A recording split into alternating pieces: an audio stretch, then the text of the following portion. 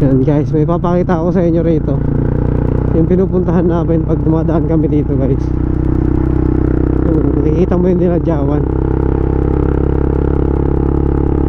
Akatan ko saglit ano.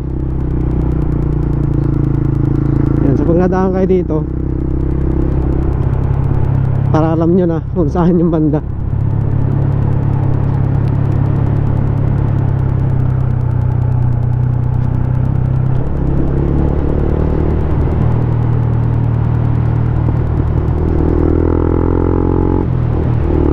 Lapit na yun dito eh.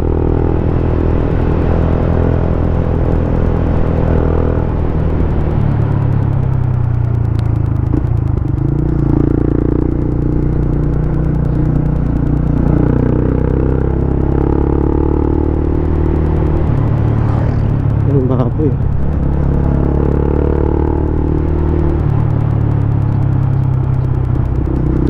Yan guys, dito yun oh. Yan yung taas guys. Nakatin natin saglit. Pakita ko sa inyo kung ano andyan sa taas.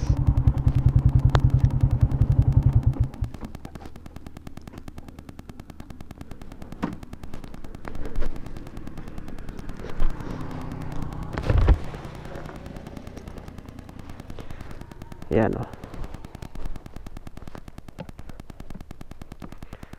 Itong tayo.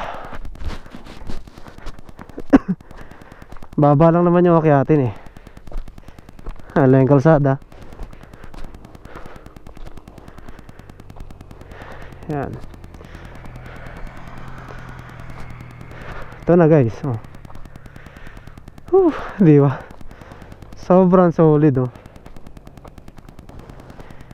Ito na yun guys oh. Ayun yung kalsada sa baba oh. Pag ganoon purong bundok tapos beach. Ayan guys, yung dinadyawan na yan. Pag ganoon white sand daw, diba kitang kita.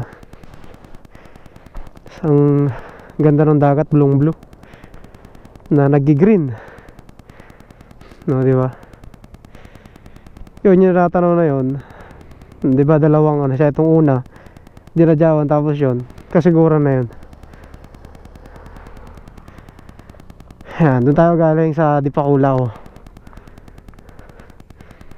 Yan o, may kuryente na o. Susunod siguro meron ng kung ano dito, may ilaw na rin. Saka nilagyan na nila mesa.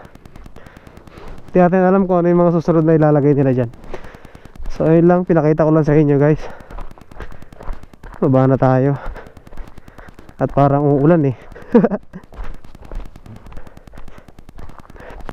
Maganda pag na-develop palalo to.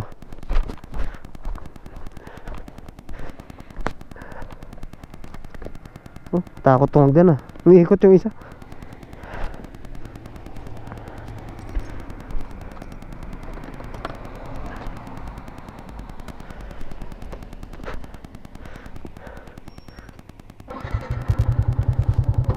Yan. Ayun yung dagat oh. Nakikita diba?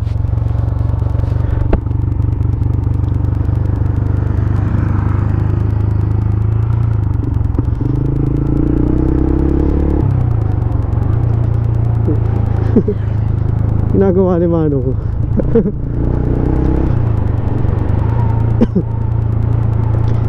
Yan, mamaya na ulit.